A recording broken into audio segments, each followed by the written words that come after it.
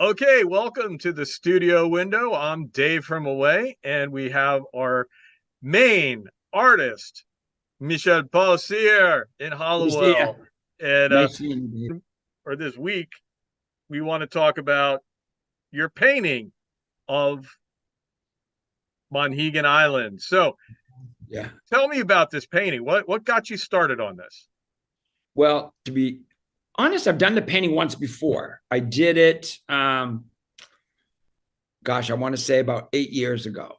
When my dad was at, I don't want to get morbid, but when my dad was at the VA here Right. and he was passing and they had him in hospice, he was blind, almost totally blind. And I started painting um, when he was sick. I just did more. And then I did this painting. I had gone to Monhegan that summer. This was later in the fall. And so I put it in his room along with a couple other paintings, just so he had it there. And he was so excited. So he loved, he used to go hunting when he was, younger and stuff up in the county. And he just loved paths and trees. And so I did that. And he could see the shadows of it. And I would explain it to him, right? And he would just lay there and say, "Oh, I can see it," that kind of stuff. So when he passed a couple of days later, the care that he had these three women. They were amazing. They just took such good care of my dad that I went back 3 days later and I had taken the paintings out and I had them in my car and I drove up. And when they were pulling in to go to work, I gave all three of them a painting for taking care of my dad. So his head nurse, I said, she just cried. She was just like, "I can't believe you're doing this." And I said, "Well, you guys took such good care of my dad. I can never repay you guys." I said, "I would like you to have one of my paintings." And at the time, I'd just been painting for a few years. So, and I was thrilled that people loved my work. So I gave her that one. And then the other two girls, I gave them, their own paintings. One of them was of the Portland headlight. And the other one was a study that I had done on a Granny Smith apple. And it came out really cool. And so she had loved that for her house, for her dining room. So I gave her that. That's right. Anyways. So I hadn't done it since. So 2 weeks ago, when I was working on my street photo of this building, it just came to mind. I'm like, I've always told myself I wanted to repaint that. So long story, I know, but that's how I started painting it again last week. And it was very soft and very light. And then towards the end of this week, as it was drying, I added some darker shadows into it. And now I'm waiting to go back and add some kisses of sunlight in it. So Cool. And yeah. you said you were working on parts of it, darkening parts of it since I last saw it. Yeah, I think when you saw it, because I do layers a lot, Yeah. and it's a progress that I just kind of like. I do an underpainting with some glaze, and then I, less glaze, and I kind of go and tweak things, and then towards the end, it's straight on just oil paint, and then I just go over it and layer it. And the lighting, I thought it would be more dramatic if it was in the foreground, was a little bit darker, more shady because of the Mm-hmm. trees. So that's basically what I was doing. So I kind of like, I didn't wipe it out, Dave. What I do is I just go over with more paint, Right. switch it up. And right now there's no light in it in the foreground. It's pretty dark, but I think it'll read better. You'll be able to see where like the trees are casting a shadow. So now I'm going to go in this week and I'll just add some light to it. So I can send Cool. you a photo of it the way it is now. And when you come up next week, I should have the Yeah. light in. Well, I got the one from last week, and yeah, Yeah. so we get those going. And And some, someday I'm gonna ask you why you did a painting, and you're gonna be like Bill Nye in Love Actually. Go, well, it's actually shite. I just did it for the money. I'm waiting for that day. I don't think it'll ever come. Uh, but I'm waiting for the crass materialism. It's all but there's always a cool story, right? right. About things, and someday we'll get to that laundry painting too. Oh, That's my laundry painting there Yeah, from the lake. we'll get to the story behind that because Okay. I'm sure it's not crass materialism, but They all have they all have a story. like you said, Sure. whether it was my first painting or something that I'm working on now. That's And why in we a will have more nutshell, than one episode. yeah, the Monhegan one was just because I was working on that street so much, and I just needed something that was loose that I could just go in.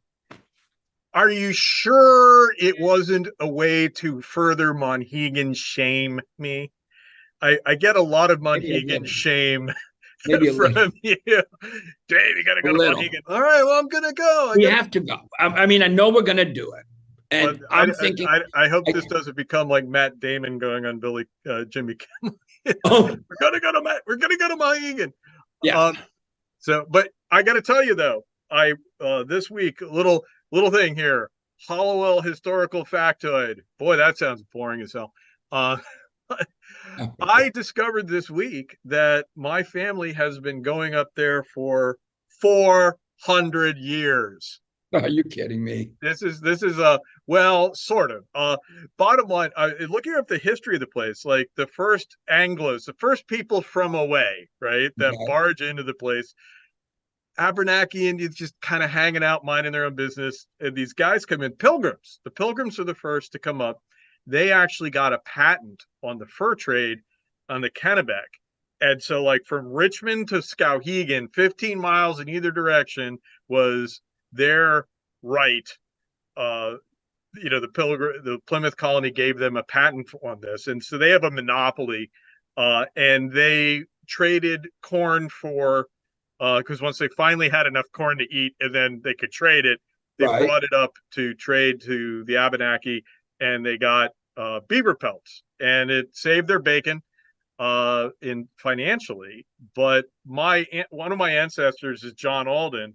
I'm descended from two of his children because cousins have to marry. It's a small colony, and eventually Oh cousins boy. must marry. Um, so two, yeah, two. But John Alden, right, comes up, and while he was here, he's deputy governor, right, and so he's visiting. He's like doing a visit and bringing up supplies. And while they're there, this guy from Piscataqua has come in and is trying to horn in on their business. And so John Alden, being well, like these guys were, Yeah. orders the commander of the post, go out and cut the anchor chain, right? Go cut Yeah. his anchor line, probably not a chain, a line. And so they go out, guys go out, and he said, you cut my rope, I'll shoot you. And they cut his rope, and he shoots one of them. Then they shoot him. So there's blood in the Kennebec. And I'm just like, that's my family. A lot has happened on that Kennebec from what I read, from what I hear. So the earliest people from away showing their ass. That's what I get out of that. But so that puts it back. I would have said we started coming in 1946, but apparently 1630 is more like the first thing. 1630. History. All right, enough about me because who cares? Uh, you were pro tip, right? We Yeah. need to have these pro tips from the Boy, the the artist because you're a pro now. you think?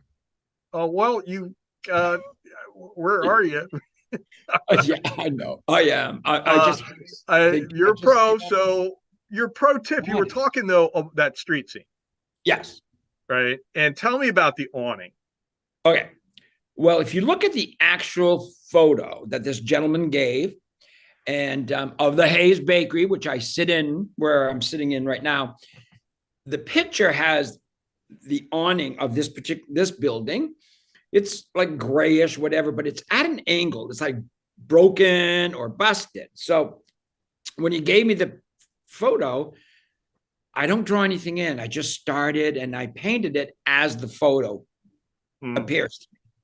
So I did the awning and I did it at an angle, and it just something was driving me crazy about the painting. It was kind of like, the lines are going this way, and then the road is going up, and then the buildings. And I'm like, something was throwing me off. And my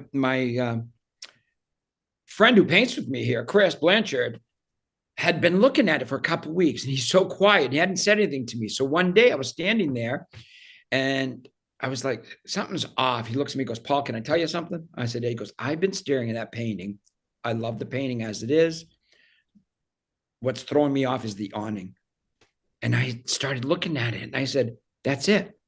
So sometimes, so it goes to prove that, you can go by a photo, but it's almost like you use it as a guide. I mean, you can interpret some things, maybe, a little bit of the colors or the shadowing or whatever, just to make it your own.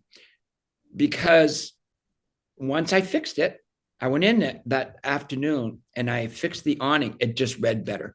That's it. It was just my little pro tip. It was just kind of like, sometimes you have to adjust something to make it work. And I think that's a good pro tip, that a Right. photographic reproduction, well, that's a photograph, right? Right. Whereas I think about it, people who write fiction, sometimes they'll Yeah. talk about telling truth with lies. That's what a lot of fiction, you're trying to tell a truth about life, but Mm-hmm. it's a story. It's all fake. Right. And so in this, it's like you're trying to capture the essence of something, Right. um, and And that I'm little going, crooked awning. and Dave, I'm going by a picture. So if I was outside doing it plein air, if you were Yeah, out there doing the exact same scene, you would adjust stuff because of the wind, the light, because it's so quick, right? So a lot of plein right, air painters, they're painting a scene and you know what it is, but it's not going to be like the actual photo. You know what I mean? So, anyways, I'm learning that. And it's cool to know that it was just that one little thing. And just by tweaking it, I yeah. think the painting reads better. But, anyways, So cool. yeah. So what have we got going on around there? You've got, I mean, pay parties are taking over here. Paint parties are taking over. I have two coming up. I think we spoke about Monica, the Right. local market in the River Room. Yes. And so we confirmed a date there. We're doing it on the 16th of April. So if anybody wants to join us for that at 3 o'clock in the afternoon, they do Shameless brunch. plug. Yeah, a Shameless little plug. plug. I Shameless know. plug. Come have some brunch and then paint afterwards. And in that morning, the same morning, I have a paint party here in the studio. So I So you doubled got up and two. I'm You at got two in the two. same day.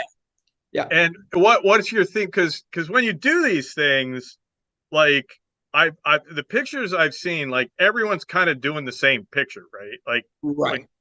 and you, how does that work? Do you? Well, I guide them. I take the photo. I mean, there's a lot of these places around. Mine's a little bit, maybe a little different because they're not large parties and I'm able to do a lot of Right, one-on-one with them.